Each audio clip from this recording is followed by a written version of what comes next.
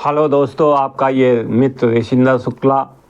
आज कुछ चीज़ें आपके सामने लाया हूँ। इस समय चुनाव का मौसम है और इस चुनाव के मौसम में अजीबोगरीब घटनाएं घटित हो रही हैं देश के अंदर। पार्टियां टूट रही हैं, पार्टियां बन रही हैं और इंडी गठबंधन जो था वो तो बिल्कुल ख़त्म होने की कगार पे है। इसमें काफ़ी लोग आ चुके हैं और उनके क्या क्या प्रभाव पड़ेंगे ये तो समय समय पे डिस्कस करते ही रहेंगे। तो एक तो ये है। दूसरा, अभी मैं ये भी सुन रहा हूँ कि कमलनाथ जी भी आने वाले हैं, उसके साथ साथ मनीष तिवारी जी भी आने वाले हैं और मालूम नहीं कौन कौन आएगा। तो जहाँ मुख्यमंत्री भी आ जाएं, मिनिस्टर्स भी आ जाएं यूपीए के समय के, तो उससे फ़र्क तो कांग्रेस को पड़ता है, लेकिन मुझे ऐसा लगता है कि कांग्रेस के ऊपर कोई भी फ़र्क पड़ने वाला है नहीं, क्योंकि राहुल गांधी की नीतियां जिस तरह से हैं, जिस तरह से उन्होंने न्याय यात्रा की शुरुआत करी चुनाव के बीच में, अभी घोषणा होने में एक आध महीना और बचा होगा। आज से 1 महीना 1.5 महीना पहले उनकी चुनावी यात्रा चालू हुई थी, तो ये उचित समय भी नहीं था। और दूसरा ये है कि वो जिस जिस स्टेट में घुस रहे हैं उससे पहले पहले कांग्रेस वहाँ से टूट रही है, ख़त्म हो रही है। सोनिया जी ने भी अमेठी छोड़ दिया है अपनी सीट को। राहुल जी ने अमेठी छोड़ दिया है, राहुल जी और सोनिया जी ने रायबरेली छोड़ दिया है। तो ये दोनों लीडर के हट जाने से कांग्रेस वहाँ हाशिए पे आ गई है। जहाँ 2 सीटें मिलती थी, मुझे ऐसा लगता है कि अब 0 सीट मिलेगी। खैर, ये तो हो गई राजनीतिक पार्टियों की बात। दूसरी तरफ क्या है? दूसरी तरफ जो है एक मुद्दा अभी आया है किसान आंदोलन का। इस पे भी मैं डिस्कस करूँगा। फिर मैं इस मुद्दे को आपको एमएसपी के साथ जोड़ूंगा और एमएसपी को भी समझाऊंगा कि एमएसपी होती क्या है। तो ये वीडियो एक तो 2 पार्ट्स में मैं दूंगा। एक पार्ट्स में मैं बताऊंगा कि किसानों का आंदोलन है क्या, एक्चुअली किसान चाहता क्या है, ठीक है। और एक वीडियो इससे पहले मैं एक चीज़ थोड़ी सी बताऊंगा संक्षेप में, जो 2020 में आया था कृषि कानून, जो गवर्नमेंट लाई थी फ्लोर के ऊपर, और फ्लोर में वो पास भी हो गया था शायद। फिर उसके बाद गवर्नमेंट ने वापस ले लिया। तो क्या कारण रहे वापस लेने के? कौन उस समय सपोर्ट कर रहे थे जिस समय ये बिल लाया गया था, और कौन अपोज करने लगे? ये सब राजनीतिक खेल है। किसानों का आंदोलन एक्चुअली एमएसपी के आंदोलन नहीं है। किसानों का आंदोलन वैचारिक आंदोलन नहीं है। और मैं तो ये कहूँगा कि किसानों का आंदोलन ये आंदोलन है ही नहीं, ठीक है। ये है दलालों का, ये है बिचौलियों का, ये है बड़े बड़े किसानों का, और इसमें कुछ राजनीतिक पार्टियों का सपोर्ट मिल रहा है। फंडिंग, जैसा कि आप जानते हैं कि ये बहुत पहले एक न्यूज़ आई थी कि सोरोस ने जो है इंडिया के चुनाव को प्रभावित करने के लिए 100 करोड़ का शायद बजट रखा है।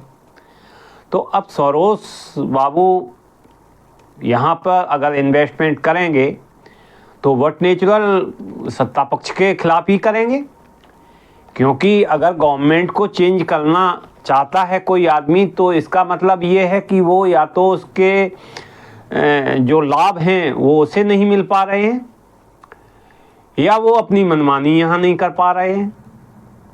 पार्टियां सपोर्ट इसलिए करती हैं क्योंकि पार्टियों की भी बजी हुई पड़ी हुई है। कोई ऐसी पार्टी नहीं है, कोई ऐसा नेता नहीं है, कोई ऐसा व्यक्ति नहीं दिख रहा है जिसने घोटाले ना किए हों, जिसने करप्शन ना किया हो, जिसने कट्टर से कट्टर ईमानदार। खैर, अब वो मेरी लिस्ट में ही नहीं है जिन्होंने करप्शन किए हैं, वो तो धूर्त हैं बिल्कुल मेरे नज़र में। देश का नमक खा के देश के साथ ही गद्दारी करने वाले लोग हैं वो। तो वो लीडर कहते हैं अपने आप को, किस मुंह से कहते हैं और मालूम नहीं पब्लिक भी हमारे देश की उनको इतना बढ़ावा क्यों देती है। तो देखिए, सबसे पहले तो जो भी किसान आंदोलन हुआ आपका, इसके रूट्स खोजने पड़ेंगे आपको। और ये मूवमेंट नहीं है, आप कहिए ये फार्मर्स मूवमेंट है और फार्मर्स आंदोलन कर रहे हैं, नहीं, ये नहीं है, ऐसा मैं नहीं मानता हूँ। ये एक प्रोजेक्ट है सत्तारूढ़ दल को नीचा करने की। ये प्रोजेक्ट है देश को आर्थिक संकट में डालने के लिए। ये प्रोजेक्ट है चंद स्वार्थी टुच्चे, मैं क्या कहूँ, मैं वर्ड नहीं है, मतलब मैं इससे भी भयंकर वर्ड बोल सकता हूँ, लेकिन ये मैं बोल नहीं सकता इस प्लेटफॉर्म के ऊपर आप लोगों से। मतलब ऐसे लीडर्स का जिनकी कोई भी अपने आप में खुद की औकात नहीं है। पढ़े लिखा व्यक्ति जब इस तरह से करते हैं तो बहुत दुख होता है। देश को मतलब चाहते क्या हो, क्या चाहते हो देश में? तो ये मैं बता दूं, इसकी पृष्ठभूमि जो है किसान आंदोलन की पृष्ठभूमि या किसी की भी पृष्ठभूमि, ये जो आतंकवाद की तरह हो रहा है, इसके पीछे आतंकवादी भी हैं। ये सिर्फ किसान नहीं है, इसके अलावा इसमें खालिस्तान की मांग करने वाले भी हैं। तो ये किसान जो भी आए हुए हैं, तथाकथित किसान, मैं तथाकथित इसलिए कह रहा हूँ क्योंकि इनके मुखौटे, असली मुखौटों के पीछे कौन आदमी छुपा हुआ है नहीं मालूम, वो अभी नहीं आया है सामने। लेकिन ये बात निश्चित है कि इसमें ना तो किसान हैं, और हैं भी तो बहुत कम हैं। इसके पीछे आतंकवादी हैं, इसके पीछे खालिस्तान को मांग करने वाले आदमी हैं, इसके पीछे देश के वो अराजक तत्व हैं जो देश को बर्बाद करना चाहते हैं, देश का भला नहीं चाहते। और ये किसान का ट्रैक्टर आंदोलन की शुरुआत, ये तो मुझे वैसे ही लगता, कोई आदमी कह रहा था कि, कोई किसान कह रहा था कि भाई अब की बार तो मोदी बच गए थे, पिछले बार जब गए थे, जब सुरक्षा घेरा में चूक हुई थी पंजाब के अंदर, लेकिन अब की बार नहीं बचेंगे। तो क्या कहना चाहते हो, क्या धमकी देना चाहते हो? मतलब you kill the prime minister, और कौन सा भला हो जाएगा आपका? देश के लिए अगर कोई कुछ कर रहा है तो उसे मारने से आपका कौन सा भला हो जाएगा? सिर्फ आपका भला होगा, लेकिन आपके आगे आने वाली पीढ़ियों का, माफ़ करिएगा, बच्चों के लिए वो चीज़ आप बोके जा रहे हो, जहर बोके जा रहे हो जिसे ना खाया जाएगा और ना जिसे उगला जाएगा। ऐसा जहर विष वमन करके आप लोग जा रहे हो अपनी अपनी राजनीति साधने के चक्कर में। और इसलिए जो है मेरा विनम्र निवेदन है। तो ये शुरुआत हुई थी 1982 में।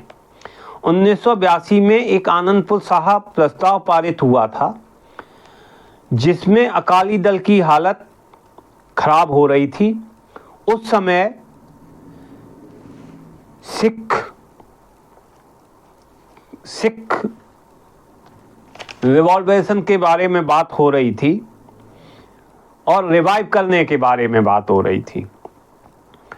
तो उस समय जर्नैल सिंह भिंडरावाला, एक आप जानते हो, जिसके कारण जो है 1984 में स्वर्ण मंदिर पे सेना का वो हुआ था और ऑपरेशन ब्लू स्टार शायद उसे नाम दिया गया था।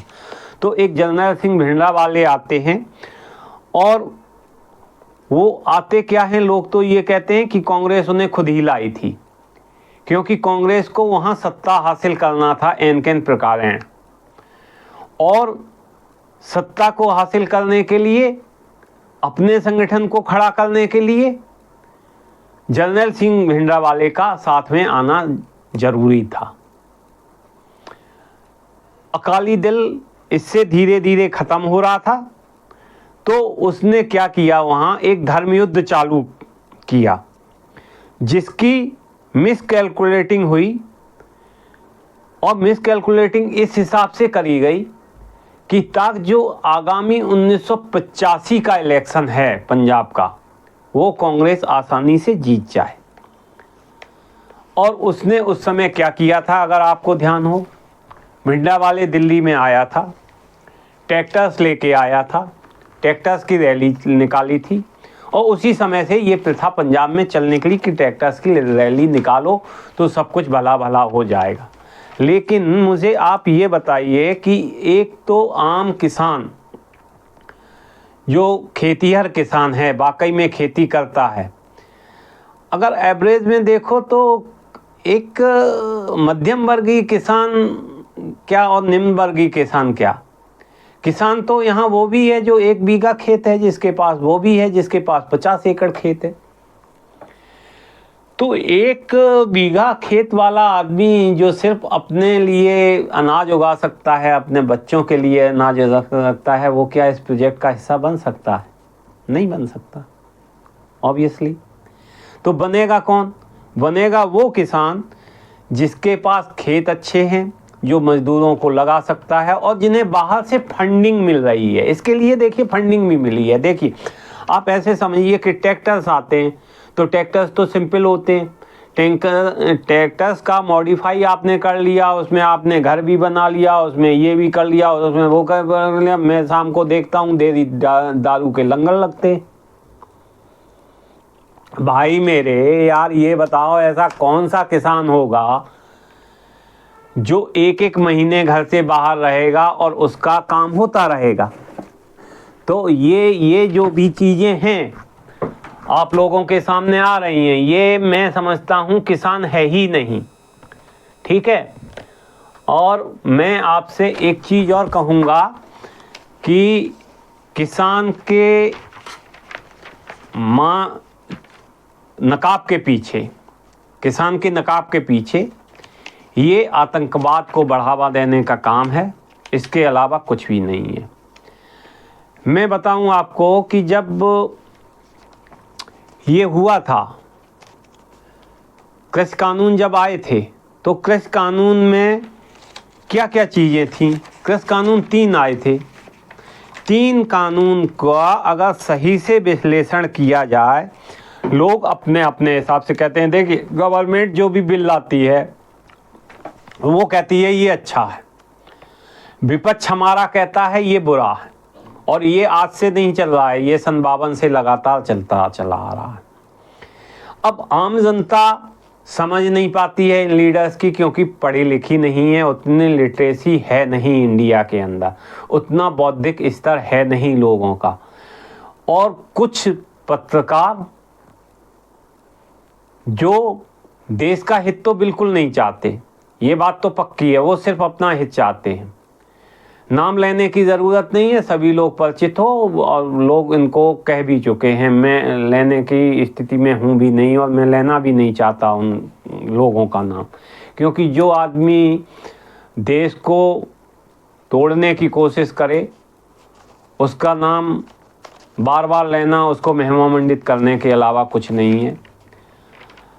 तो आज मैं कहता हूँ उन लोगों से, उन पत्रकारों से कि इसकी समीक्षा करो, इसकी ब्रूटल एनालिसिस करो। बहुत शौक है ना ब्रूटल एनालिसिस करने का पत्रकारों का, कि हर चीज़ की ब्रूटल एनालिसिस करने लगेंगे। उनके फेवर में जो चीज़ नहीं होगी उसकी ब्रूटल एनालिसिस करने लगेंगे। तो इन सारी चीज़ों की ब्रूटल एनालिसिस करा करो ना।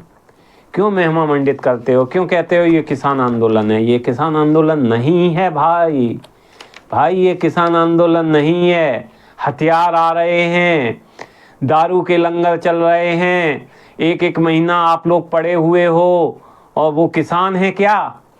दिल्ली की ओर बढ़ रहे हैं, लगातार पुलिस बल का प्रयोग करना पड़ रहा है, आप प्रोटेस्ट कर रहे हो, आप अशांति फैलाने के चक्कर में हो, और आप समझते ये हो कि ये जो है हमारा मुद्दा फिर से चल जाएगा। लेकिन माफ़ करना, जनता समझदार हो चुकी है, मुद्दा आपका नहीं चलेगा।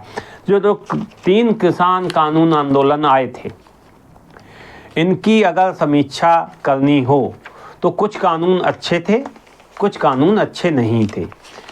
जो कानून अच्छे थे उनको भी दिग्भ्रमित किया गया और सरकार शायद कानून लाने से पहले अगर किसानों से बात करती और किसानों को समझाने की कोशिश करती और इसका सिलसिला पूरे देश में, पूरे किसानों के बीच में, इनके मंत्री लोग, इनके विधायक लोग, इनके जो भी सत्तारूढ़ दल के हैं, ये कानून लाना चाहते थे, इसकी अच्छाइयाँ बताते, कमियाँ बताते, जनता से राय लेते, राय शुमारी करते, उसके बाद अगर ये कानून लाते तो शायद ये कानून लागू हो जाते और ये कानून वाकई में गेम चेंजर थे, मैं ये भी बताऊंगा आपको।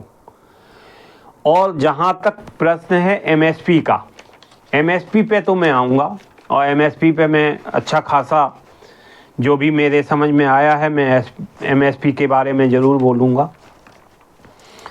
और एमएसपी का लाभ भी किन किन स्टेट्स को मिलता है, आप बताइए ना मेरे को। पंजाब को मिलता है, हरियाणा को मिलता है सबसे ज़्यादा, कुछ आंध्रा को मिलता है, कुछ यूपी को भी मिलता है, कुछ एमपी को मिलता है, लेकिन बहुत बहुत कम परसेंटेज में, अगर परसेंट देखा जाए तो बहुत कम परसेंटेज है।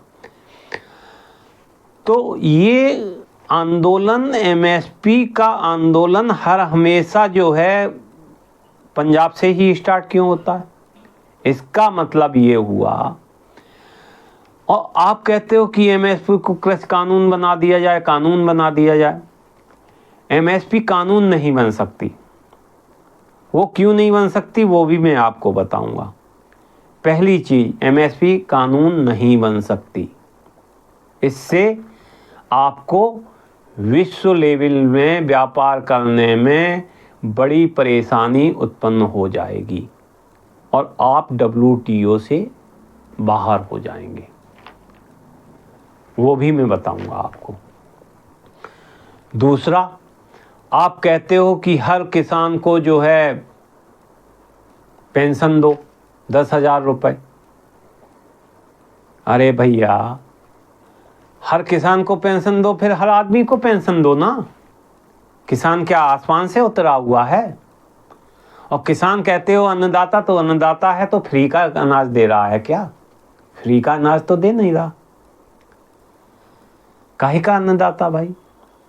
वो भी एक सेक्टर में काम करता है, दूसरे लोग भी एक सेक्टर में काम करते हैं। अगर प्राइवेट ऑर्गेनाइजेशन वाले अपने आदमी को पेंशन नहीं देते तो किसान को पेंशन क्यों दी जाए भाई? एक चीज। दूसरी चीज, फिर किसान को पेंशन भी दी जाए। आप कहते हो किसान को पेंशन दी जाए, इससे आपने देखा कितना खर्च पड़ेगा। फिर आप कहते हो बिजली भी फ्री दी जाए, 200 यूनिट तो कम से कम फ्री दी जाए। तो ये सब तमाशा क्या है? इससे देश पे कितना आर्थिक बोझ आएगा? आपकी ये मांगें मांगी जाएंगी या नहीं मांगी जाएंगी? जो मांग आप लोग कर रहे हो ना, ये मानना किसी भी गवर्नमेंट के लिए बड़ी मुश्किल पैदा करने वाला है। और दैट्स वाई, यही रीज़न है कि कांग्रेस पिछले 50 साल तक सत्ता में रही, दूसरी पार्टियां पिछले करीब जो है 10 साल तक सत्ता में रही, और बीजेपी लगभग 15 साल सत्ता में रही। लेकिन आपकी मांगें एमएसपी की पूरी नहीं हो पाई और हो भी नहीं पाएंगी, हो भी नहीं पाएंगी, ये तो बिल्कुल निश्चित है। तो जो चीज़ संभव नहीं है उसके लिए बार बार सड़कों पे उतरना, बार बार देश में अराजकता फैलाना, बार बार मतलब अननेसेसरी चीज़ों को उठाना, ये जायज़ तो नहीं है, देश के हित के लिए भी नहीं है। तो और इसलिए किसान भी इसमें इन्वॉल्व नहीं है। इसमें इन्वॉल्व हैं तो खालिस्तान की मांग करने वाले, इसमें इन्वॉल्व है तो विदेशी फंडिंग, इसमें इन्वॉल्व है तो वो देश को जो अराजक तत्व, कुछ पत्रकार, मैं बार बार पत्रकारों को लिए कह रहा हूँ, सुधर जाइए पत्रकार लोग, आप लोग सुधर जाइए भाई। ये जितनी भी चौकाड़ चंडली बैठी हुई है ना, ये देश को बर्बाद कर देगी। इसलिए इन सबको जूते मारो, जूते मारने का काम करना चाहिए। तो अब मैंने ये तो भूमिका अपनी बता दी है आपको किसान आंदोलन के बारे में। ये किसान आंदोलन नहीं है, ये मूवमेंट नहीं है, ये प्रोजेक्ट है। और ये प्रोजेक्ट, सिंस ये प्रोजेक्ट है तो प्रोजेक्ट से गलत अगर प्रोजेक्ट बन रहा है तो सरकार को गलत तरीके से ही निपटना चाहिए। बिल्कुल मैं इसके फेवर में हूँ कि साम दाम दंड भेद जो भी उचित लगे इन किसानों को सीमा से खदेड़ना चाहिए और इनके ऊपर जितना भी लॉस होता है, जितना भी आप लोग इन्वेस्ट करते हो, इनके ऊपर सब वसूल करो, इनसे सबसे वसूल करो। समझ में आएगा उस सोरोस को भी, वहाँ बैठा हुआ सोरोस और वहाँ बैठे हुए खालिस्तान के बन्नू मालूम नहीं कौन कौन है, वो ऑस्ट्रेलिया का प्राइम मिनिस्टर जिसकी ना अपने ही देश में कोई औकात नहीं है। तो मेरा यही कहना था इसके बारे में। आप लोगों को अब अगले वीडियोज़ में मैं एमएसपी के बारे में बताऊंगा और अगले वीडियोज़ में और कुछ चीज़ें लाऊंगा। आपको धीरे धीरे चीज़ें लाऊंगा, शॉर्ट में चीज़ें लाऊंगा, उसको समझने की कोशिश करिए। बहुत बहुत धन्यवाद आपका मेरा सहयोग देने के लिए, मेरे साथ देने के लिए, मेरे को सुनने के लिए। और आप सब्सक्राइब करिए, लाइक करिए, मेरे चैनल पे मेरे कमेंट्स भेजिए जो मुझ तक पहुँचें। मेरे को क्या सुधार करने हैं अपने अंदर, वो मैं सुधार कर सकूं। तो मेरे सहयोग करिए। आप मेरे परिवार हो और परिवार के सदस्यों की वेदनाओं का मैं हर हमेशा जो है वो करूँगा, सम्मान रखूँगा। जय हिंद, जय भारत।